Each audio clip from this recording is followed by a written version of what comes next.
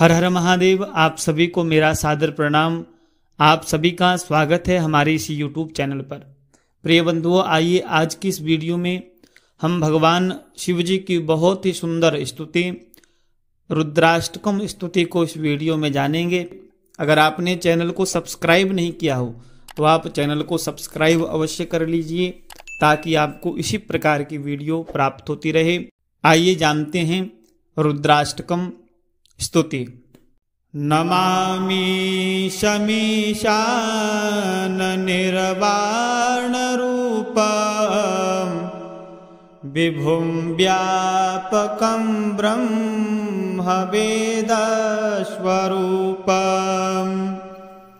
नमामि शमीशान निर्वाण रूपं विभुं व्यापकं ब्रह्म वेदस्वरूपं। निजं निर्गुणं निर्विकल्पं निरीहं चिदाकाशमाकाशवासं भजेऽहं। निराकारमोङ्कार मूलं तुरीयं गिराज्ञानगोती तमीशं गिरीशं। करालं महाकाल कालं कृपालं गुणागार संसार पारं नतोऽहं। तुषाराद्रिशङ्काश गौरं गम्भीरं मनोभूतकोटि प्रभाश्री शरीरम्।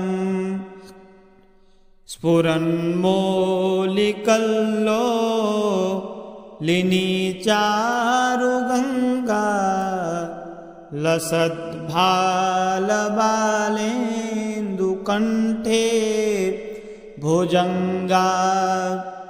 चलत्कुण्डलं भ्रू सुनेत्रं विशालं प्रसन्नाननं नीलकण्ठं दयालं। मृगाधीशचर्मं वरं मुण्डमालं प्रियं शङ्करं सर्वनाथं भजामि। प्रचण्डं प्रकृष्टं प्रगल्भं परेशम् अखण्डम् अजं भानुकोटि प्रकाशम्। त्रयः शूलनिर्मूलनं शूलपाणिं भजेऽहं भवानी पतिं भागगम्यं। कलातीतकल्याण कल्पान्तकारी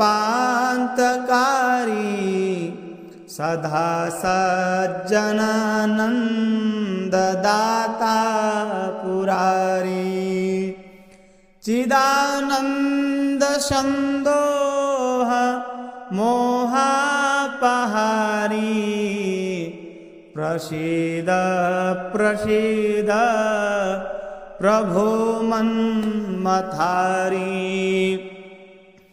न यावद् उमानाथ पादारविन्दं भजन्ति लोके परे वा नराणां। न तावत् सुखं शान्ति सन्तापनाशं प्रसीद प्रभो सर्वभूतादिवासं। न जानामि योगं जपं नैव पूजां न तोऽहं सदा सर्वदा शम्भुतोभ्यं जराजन्म दुःखो घतातप्यमाना प्रभो पाहि आपन् नमामि शम्भो प्रभो पाहि आपन् नमामि शम्भो। रुद्राष्टकमिदं प्रोक्तं पिप्रेण हरतोषये ये पठन्ति नरा भक्त्या तेषां शम्भो प्रसीदति। बोलिए शंकर भगवान की जय। भगवान भोलेनाथ जी की इस स्तोत्र को गा सकते हैं। भगवान महादेव बड़े ही प्रसन्न होते हैं इस स्तुति को सुनकर। वीडियो को लाइक अवश्य कर दें। चैनल को अगर आपने सब्सक्राइब नहीं किया हो तो चैनल को सब्सक्राइब अवश्य कर दें।